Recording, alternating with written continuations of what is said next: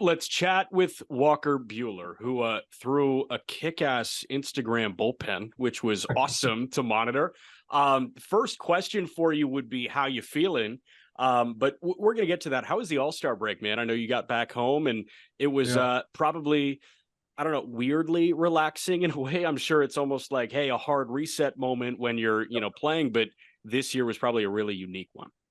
Yeah, got to try and find the advantages in being hurt and whatnot. So got to go home, kind of have a normal all-star break, play a little golf, played at my member. So it was a good. We had a good week back home, and now it's kind of the final stretches of this thing, and got one or two more fun things we're gonna do, but then it's ready to roll. It seems like it's a no-brainer honor for all of these players to make the All-Star game, but there's also this level of like, okay, if you don't make it, is there like a silver lining of having some more free time? I know everybody wants to be an All-Star, but like, is there some kind of silver lining when that happens? Yeah, I mean, as weird as this is to say, like my rookie year was the only year that I've been healthy and had an All-Star break, because I made it in 19, COVID in 20.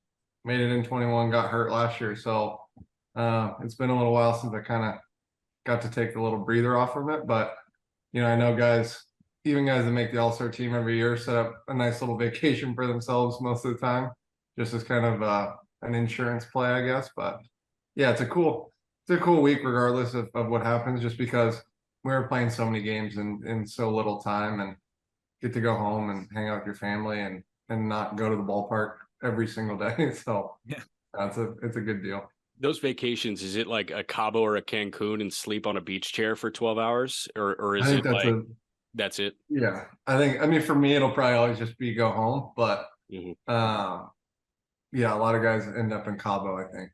Got you. Just like when you get bounced from the NBA playoffs, you go to Cabo and you see everybody there. It's the MLB All-Star break too. It times up well. What's going on here? You got a facial hair thing going, it's full going. I don't know why or how, but it's pretty. I mean, for me, that's pretty serious. You see, I got a little black eye. What happened? From a poorly timed game of catch while I was at home. It's tough. With who? It was really a battle against myself and what I may have consumed before I played catch. So that happens. That happens rarely, but it does happen. Just sometimes you whiff. Pretty much. I'm sure you didn't consume much before the bullpen. I'm sure it was water and Gatorade. Yeah. It looked awesome. And like, we didn't get, the view of the catcher. We didn't get anything like that. We got the side view and we heard the pop in that, indoor spot that you were at. And like, that was one of those pens that I'm sure got Dodger fans, pitching fans, baseball fans excited for what's to come. Because Arm brought up a great point. I know he wants to ask some follow-ups about this, but it looked like you were almost all systems go in that, and you weren't holding much back. So I guess, how do you feel right now is the overarching question. We can dive deeper into. No, I feel good. I mean, typically right now I'm throwing 2 bullpens a week, and with everything we had ongoing at home, I threw that one, felt good about it, and get back into it this week. But yeah, it's kind of interesting. I felt like I looked like I was throwing really hard. It was like 93.5 good. It's just a weird process where you're like, well, if it's as good, like if my body looks like it does, I normally throw 96. Is it ever going to be back there? But I feel good. And yeah, this week was probably the first one where it was like somewhat normal feeling. And that was at Kentucky's facility, their new facility over there. But I was wearing my old Vandy cleats, so I had to show them, Understand? Yeah, marker Terry. You pissed on the fire hydrant. Yeah, a little bit, but no, they take really good care of me over there at UK if I need to do stuff like that. And yeah, it's a pretty cool facility they got over there. So with that like side video, you could really see, you were talking about how that's when you make those moves, like that's usually 96, but on the positive end of that, like you could see you kind of cutting loose and letting it rip. Have you been in the letting it rip stage for a little bit now, or did you feel like that was one of the first bullpens where you could kind of go close to max effort and trust it and feel okay?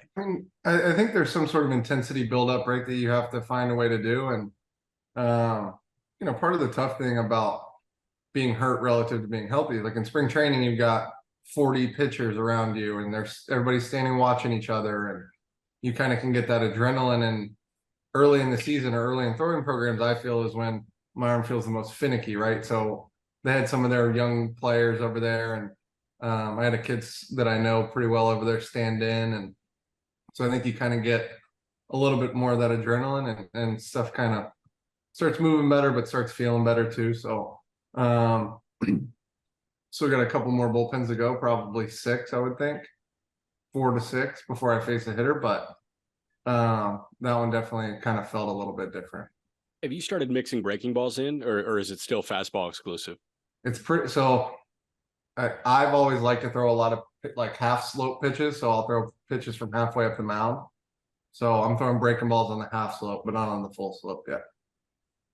Last like recovery related question. Sure. I see like it's different for every player when it comes to the Tommy John and the velocity coming back or the command coming back and things like that. And a lot of people end up coming back throwing harder. But what do they kind of tell you in terms of like when you can expect that velocity to come all the way back, or is it kind of just a wait and see, feel it out kind of thing? Like what do they kind of tell you to keep your mind right? Listen, I think it's a case by case, guy by guy thing. I think one of the big things on rehab is we want to feel so good, right? We've just gone through now almost 11 months of rehab, or 10 months of rehab, whatever it is. And you don't want it to hurt, right? So what I think happens to guys a lot of times is, when everything's right and you're pitching during a season, like it doesn't feel like you're pushing because your body just knows what it's doing. Yeah. When you take 6, 7, 8 months off from throwing, like you got to kind of relearn how to push hard and how to try and throw hard and how to do all these certain things. And so I think the guys that have less fear are the ones that come back kind of better or throwing harder, right? But it takes a little bit of that, like, well, it's already been hurt once, like, for lack of, like, fuck it, like, let's go. Yeah. And so I think from my first surgery, I think that's how I really approached it. And I mean, I think my first live BP back from my first Tommy John, I threw a ball harder than I ever had in any game, which is kind of wild. So the first hitter I faced, I was like 96, 98. Everybody was so mad at me. But that was kind of how I had been approaching that rehab, and the kind of proof of that was in the pudding, I guess. So just trying to grab stuff like that and kind of hold on to it for this time. So that's always something that I've been fascinated by, because you see a guy come back and, hey, first pitch is either like, I don't know, first outing worth of fastballs is going to tell you a lot about how a guy feels, right? And if that's a guy that sat 95 before missing a year and a half and he's back and he's sitting, 90 to 92, maybe there's cause for concern. Maybe he's up because he feels juiced, like what you're talking about here. And I've heard almost like negative feedback in that regard. It's like, hey, we don't want to see these guys coming back chucking 98, but that might be just what you want to feel at that time, right? I think it's the timing of it, right? You don't want your second day of playing catch to be throwing 95, right? But you kind of want to see a steady. I mean, I think it's more important to keep like how you're recovering the same, right? Like if I'm performing better and better and better, as long as I'm recovering the same, the assumption is that things are going kind of as they should. And I think I'm all going to be, hopefully this is the last time, obviously I have to deal with this stuff, but I think for me, trying to kind of push is kind of how I've always played and learned how to play and whatever. And it may be a little scary for those in charge of my rehab, but I think I still have goals to be really good. I'm not trying to just get healthy and get back and collect the check. I want to be a good pitcher, right? So I only know one way to do that. And when you kind of clear me to go throw or go be myself, like I think that's the only thing I really know how to do. Yeah. I want to jump into second half now and almost the feelings that are within a clubhouse after the All-Star break, because you come back and you've been on a lot of really good teams that I think are coming back from the All-Star break, and they're thinking, okay, we have the chance to buy and improve rosters and also make some serious noise in the postseason. And I think this is when you really start to get the trade rumblings, right? With the deadline about 2 weeks out, and we see names as small as rentals for like $3 million. We see names as big as Ohtani being floated right now. But I'm just curious from like the player and the clubhouse perspective, how has your attitude as like a member of a breathing clubhouse kind of changed surrounding the deadline? I mean, every year that I've been involved, we've at least stayed put or added, right? We've never fire sailed or anything. So I don't know what that side of it is like, but I do, every trade deadline you have, I feel like it's like a month that you kind of start hearing all this stuff, and we start going to front office, say, what are we doing? Who are we talking to? Who's out there? What do we got? And I remember one year we were in Colorado and we ended up not doing a whole lot. We went and got a couple relievers, but it wasn't like, you think about the people we've traded for in the past 4 years, it's kind of insane, right? You trade Turner, Scherzer, Machado. I'm missing you, Darvish. It's just like we were kind of going to get everything. It was weirder for me in 2017 when I was in AAA at the trade deadline. Yeah, that was kind of the most nerve-wracking one. I'd heard a lot of stuff about me going to Texas for Darvish. Obviously, that didn't come to fruition, but I think at some point somebody told me there was talk of a 1-for-1 for me for Darvish, and that kind of freaked me out back in the day. Yeah. How do you manage that? Because you want to have an idea of what's going on, but you also Right. want to keep yourself sane. Do you try to unplug from that? Yeah, I mean, it's a weird time, especially when you're a prospect or a young guy. Like, it's just hard because you don't really know what footing you have. But then now the flip side of that, obviously this year, hopefully that, I don't think I'm going to get traded at this deadline, right? But then you see guys that are kind of that 6-7 years in the big leagues that are good players, and they don't know, they can't tell their wives and their kids where they're going to be in a month. It's just a weird deal. And I think kind of underappreciated how important when you're an older player like that, having that no trade stuff and all that. Like, everyone thinks it's kind of ticky-tacky. Like, if you've got 4 kids, like, you probably don't want to move, in August and then try and get them back into school in a different city. There's a lot that goes into it. And the alternative, I remember, with Scherzer and those guys talking, the alternative usually is like, you're just away from your family because your whole life is set up somewhere, and then all of a sudden you're in LA and it's like, oh, school's starting back and your kids are going to school. It's just like it's a weird deal. And but yeah, it's definitely a fun time to kind of see where it all shakes out. Obviously, I think probably the most famous one I remember is CC Sabathia when he got traded over to Milwaukee, I think, in that run he made. And they can kind of reinvigorate a clubhouse in a way, but I think our front office has done a really good job of checking in on the person too, and seeing how they'll fit into hopefully what's a pretty successful kind of nucleus already, right? So, we've seen them not work out great, and we've seen them work out awesome. So we'll just see what happens, I guess.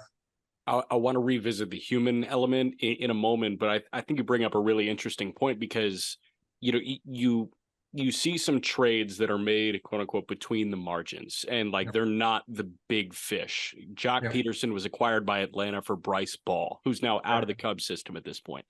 Like, that was a move in mid to late July that made a ton of sense for the clubhouse dynamic in Atlanta. And I know that, Jock, we've had that conversation, but is there a conversation with you guys and the rest of the pitching staff when Andrew Friedman and the rest of the front office is, IDing maybe a starting pitcher to add to the fold, or, just somebody like, hey, this guy is going to be a teammate for 2 months. Right.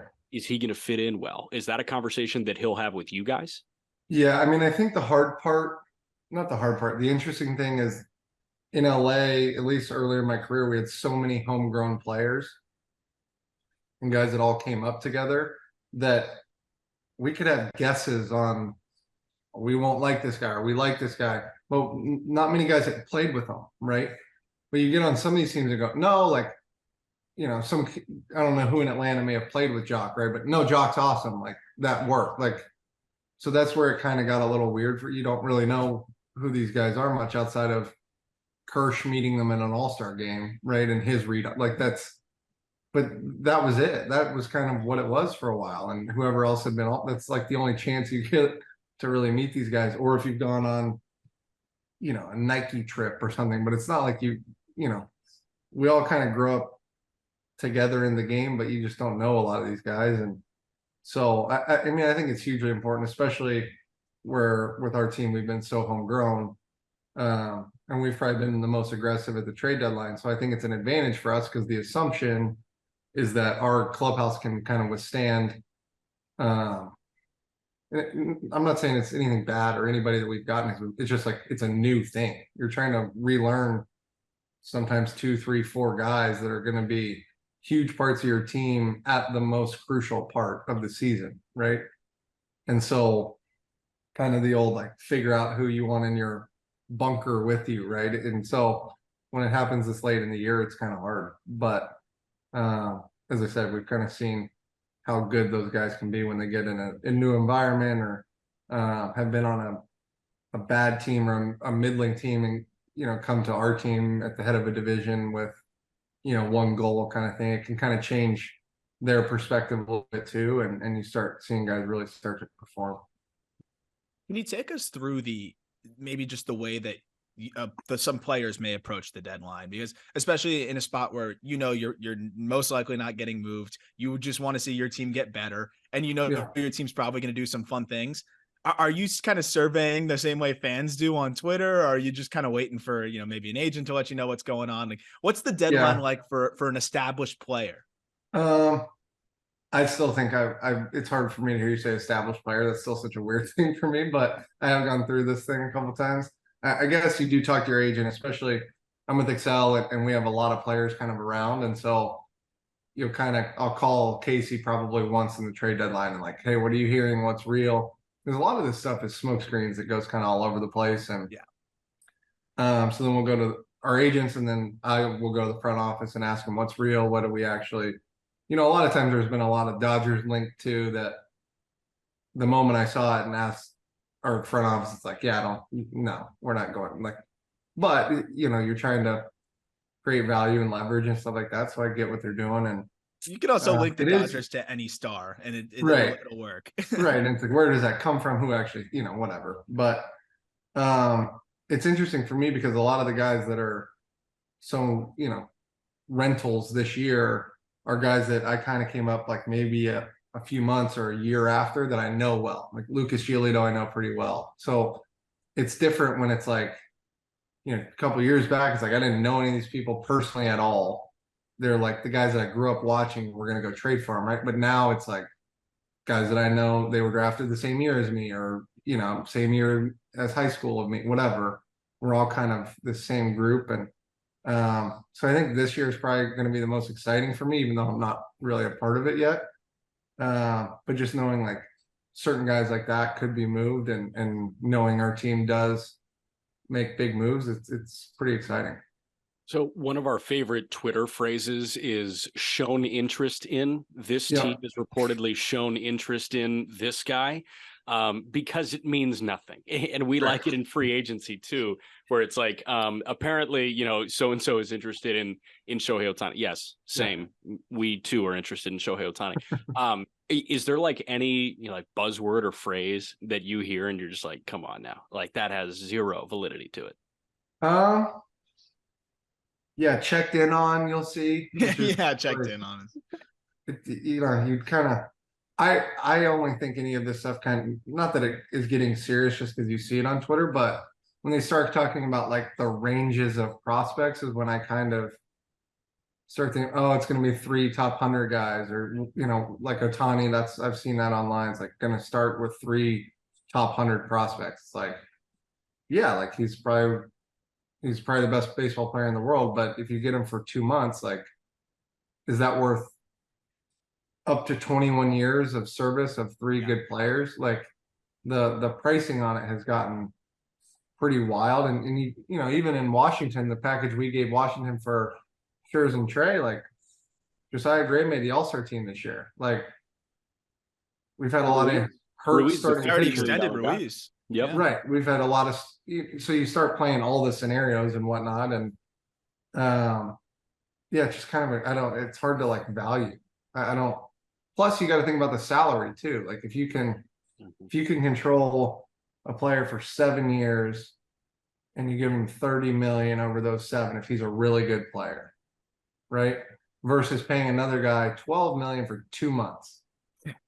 Like it, plus you lost X amount in prospect capital, whatever. Like it takes ballsy front office and ballsy people to go and say, no, I trust this team this year. And I think that's what a lot of us really respect about our front office, at least in my perspective, is that like they're going to go and make the move to win this year because they like our team, like our players, like the kind of group that we have. And so I think when you go and make a trade at the deadline, a lot of people would say maybe it's an insult, like it's insulting to the team, like you guys need more help. It's really the biggest compliment. It means that they're pushing their chips in on this group of 25 to 30 players, which is a really cool deal, I think. That was actually going to be my exact question is how does that galvanize your clubhouse when you go out and get somebody? I mean, I can imagine what a Scherzer and a Turner does, but even just good complementary pieces, does that really kind of light a second wind fire for you guys kind of down the final stretch?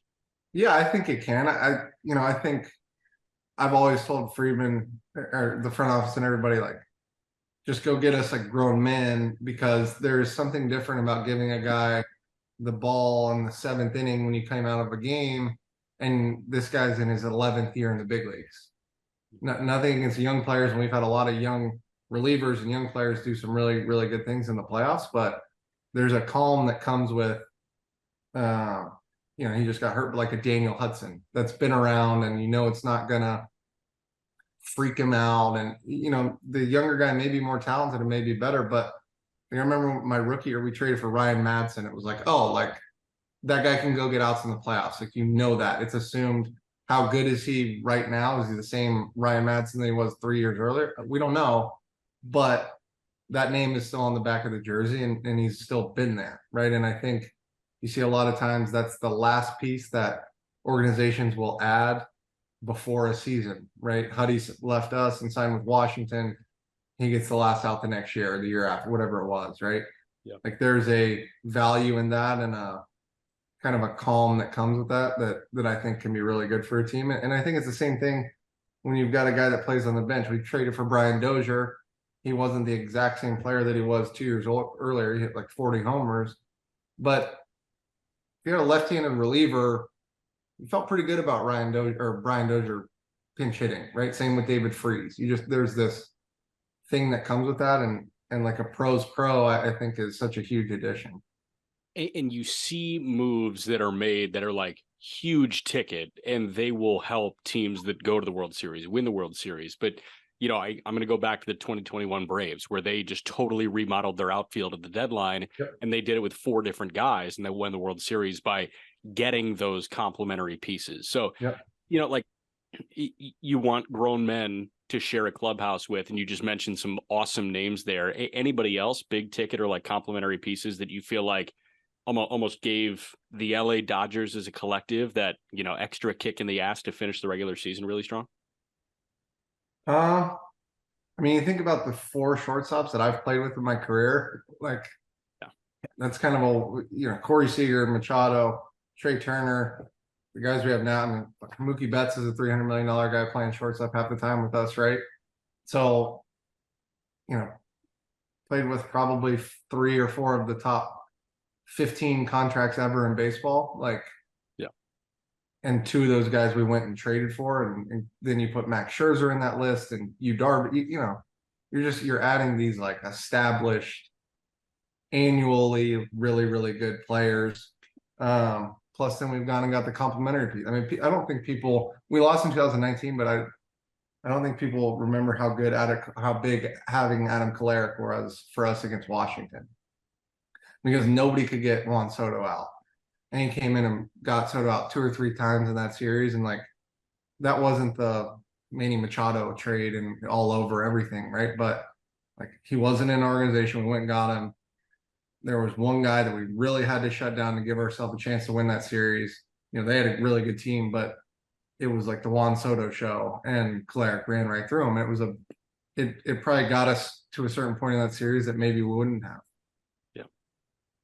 Last one from me, and I do want to revisit the human element. Just confirm for me, because I think our audience is really good at understanding the human element of baseball, but can you just confirm for me that like professional baseball players have like leases on apartments and like own homes and send their kids to school like everybody else? So it's kind of a bitch Yeah. when you get traded. Yeah, it's 100%. I'm praying I don't ever have to go through it, but even dealing with this year, right? We just built a home in Lexington. I have my lease here that has 2 optional months on the end of it. Then I found a place in LA that I liked that I want to have next year.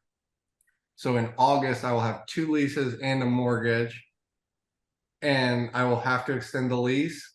And I like this place, so I got it a month early because we didn't want it to get gone. So like in August, I'll be paying 2 leases and a mortgage. Yeah. And I don't have any kids yet. And then we've got to figure out how to get 3 dogs from Phoenix to LA, then figure out every road trip, who's going to watch our 3 dogs, because we've had my brother and sister in Phoenix, so they watch our dogs now. My dad lives an hour and a half away. Like sometimes it's just, there's a lot of moving parts when you spend half of your days on the road on top of not living in the city that you work in, right? There's just and listen, these are what we're talking about is like the most first world problem thing ever, but there's stuff like that. And then to do this another time this season because I got traded would be insane. So we were just talking about on the front half of this episode, like some interesting player and club options that, could be down to the wire here, like some decisions that both sides may have to make. And yeah, a couple of the tough ones were some that like, players that are later stages of their career, they could probably go get a little bit more on the open market, but maybe they don't want to change of scenery. I know that you can't speak for everybody, but I'm sure you have a decent pulse on it. How much does it factor into like, you want to make the most money possible, but if you don't want to go somewhere else, how much does that factor into your decision when you're, looking at a potential player option, or at least if you try to put yourself in those shoes? Yeah. I mean, I think the biggest thing that the most relatable to me on that is just like with Kirsch, right? Like he's always talked about, he's probably going to play in Texas or in LA. And that makes sense because he stays in LA, he doesn't have to sell the house in LA, right? If he goes back to Texas, he's already got a house. But then you're talking about 2 teams there, right? And when you have only 2 teams, the leverage is not the same as 30 teams, right? But if you're talking about 30 teams, there's 30 different cities. You probably don't have a house there, right? So there's so much that goes into like that 2 million that you're going to get more from another team, and the tax structure of the state and the tax structure of the other teams in your division, and then the housing market and finding a house, and do you know anyone else there, and what schools will your kids go to, do you know anyone that lives in the state, let alone the city, right? You've got all this stuff. And so I think the value of staying with the team, there's a lot of inherent value in that, but guys want to go do and make as much money as they can and set up another generation of their family. And hats off to those guys that kind of, them and their families can handle all of that kind of movement. But yeah, I mean, I think the prototype is you play for your one team until you get to free agency. You pray that you stay there or sign an extension or whatever.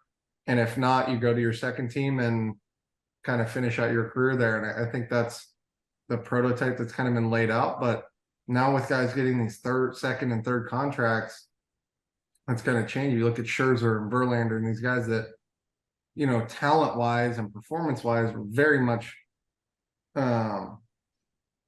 productive enough. You'd think they might stay with one team their whole career, but now they're playing for their third or fourth or fifth team as big boy starting pitchers for 15 years. It's kind of the model has changed a little bit with guys being able to play a little bit longer. I think we found I was sorry, I was just saying this gives me a new appreciation for like Edwin Jackson.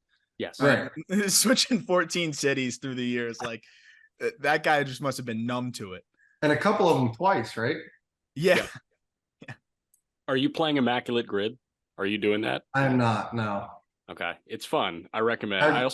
It would make me feel bad if I couldn't get them. I think it would weigh heavier on me if I couldn't get it than it should.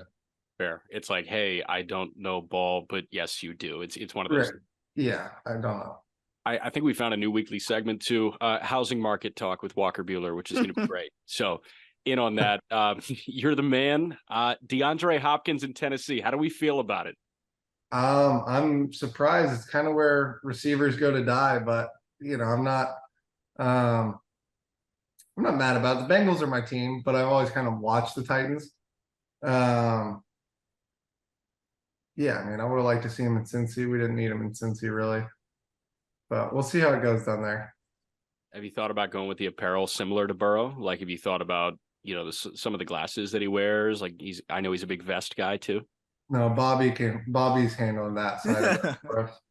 Gotcha. You only need one of those horses in the race. You know what I mean? Know what you mean. Walker Buehler, you are the man. Appreciate you, and we will talk to you next week. Yeah. Sounds good.